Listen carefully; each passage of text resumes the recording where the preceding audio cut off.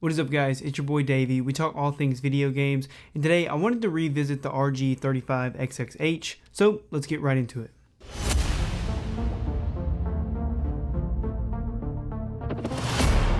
So I wanted to kind of do like a pros and cons to these, like having a retro handheld, and this is my only one, by the way. This is the only one I've ever had other than just, using original Nintendo handhelds. So I have 5 pros, and then I only have 2 cons really with this specific console. So let's jump right into the pros. Pro number 1 is this thing is definitely convenient. You can just pick it up and play whenever. The battery, for how much I play on it, the battery seems to last a long time. Like I find myself, since I've had it for several months now at this point. I've probably charged it a handful of times, probably less than 10 times. Number 2 is that it's just fun to use. Just, having a tactile, like button controller style handheld is a lot more fun than like emulating on like an iPhone, for instance. I use Delta a lot for just when I'm at work or when I don't bring like the handheld with me. I do like having the buttons there.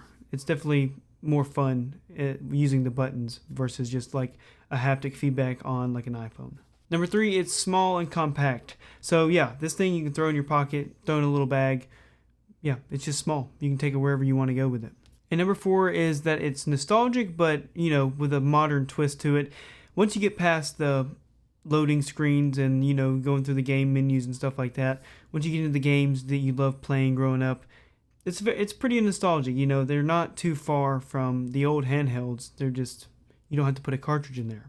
And the last pro is that I've actually used this to show my kid like some of the games that I played growing up, and she's still a little too young to really know what's going on in a video game. But yeah, that's another thing that I want to introduce from here on out is old games that I played, and I just want to be able to share that with my kids. Yeah, I'm sure you can think of a lot more pros than that. But yeah, all right, so I thought of 2 cons that, at least for me personally. So the first one is too many games. So like that feeling when you go to watch Netflix and you're just scrolling and you can't really figure out what you want to watch. Sometimes I fall into that with this thing, and I don't even have that many games on there. That is like a good thing about where you can add a game to your favorites list, and I usually just jump into my favorites, because those are the games I usually play most of the time anyways.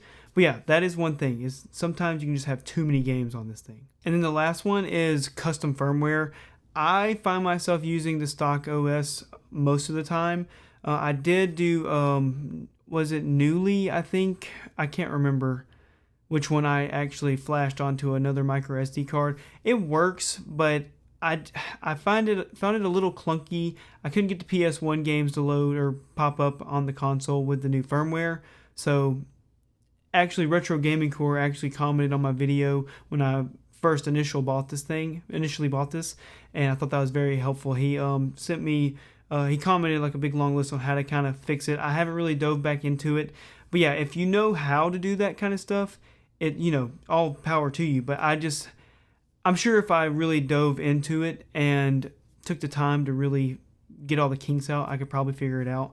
But yeah, I find myself using the stock firmware most of the time.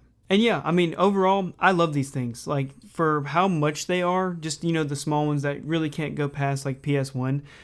They're awesome. Like, I wish I had this thing as a kid.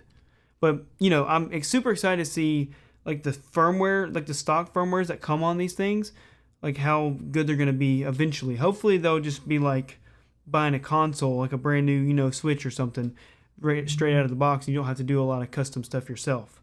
But, maybe that'll happen, maybe it won't, I don't know. But yeah, I love this thing, the RG35XXH. But if you have any comments or anything on this thing or other handhelds you want me to try or look at, let me know. And yeah, I'll see you guys in the next video.